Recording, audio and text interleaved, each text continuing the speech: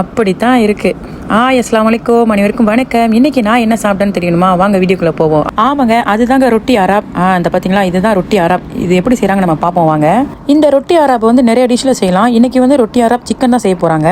First வந்து 2 ரொட்டியும் பாதி பாதியா வெட்டிக்கிறாங்க. அதுல வந்து பிளாந்தா தடவி வந்து நல்லா அடுப்புல போட்டுறாங்க. இஞ்சி ரெடி பண்றதுக்கு கோழிக்கறியில் உள்ள கோழியும் அதுக்கப்புறம் வந்து அந்த சலாட் எடுத்து வச்சிருக்காங்க. அதுல வந்து நல்லா பிச்சு போட்டு எல்லாம் வந்து முட்டையெல்லாம் ஊற்றி நல்லா தட்டி தாவாக்கல்ல போடணும். தட்டி இந்த மாதிரி முட்டை மாதிரி நம்ம வேக வைக்கணும். ஓகே, இந்த மாதிரி திருப்பி போட்டு நம்ம வேக வச்சுக்கிறோம். அதை நல்லா வெந்ததும் நம்ம எடுத்து அந்த ரொட்டி மேலே வச்சிடலாம். அடுத்து வந்து என்ன டெக்கரேஷன் வேலை தான். ஓகே, அந்த சலாட்டு, அப்புறம் அந்த வெங்காயம், அப்புறம் வந்து மயோனிஸு, அதுக்கப்புறம் சாஸு, இன்னொரு சாஸு, எல்லாம் சாஸை நம்ம ஊற்றிட்டு அதுக்கப்புறம் வந்து நம்ம வந்து அந்த ரொட்டியை வந்து அழகாக மூடி வச்சு அழகாக அந்த மாதிரி வெட்டிக்கலாம்.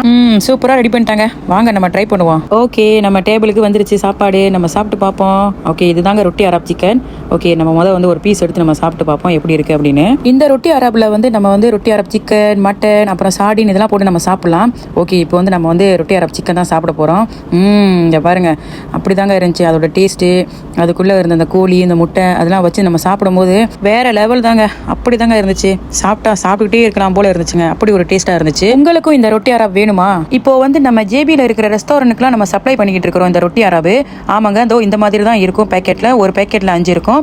உங்களுக்கும் இந்த மலாக்கா அப்புறம் வந்து கோலாலம்பூர்ல இருக்கிற ரெஸ்டாரண்ட்ஸ்க்குலாம் வந்து இந்த மாதிரி நாங்கள் சப்ளை பண்ணோம்னா நீங்க வந்து எங்களை தொடர்பு கொள்ளலாம். கீழே கொடுக்குற எண்களுக்கு வந்து எனக்கு புலனம் பண்ணலாம் நீங்க. ஓகே, பாய். அஸ்ஸலாமு அலைக்கும்.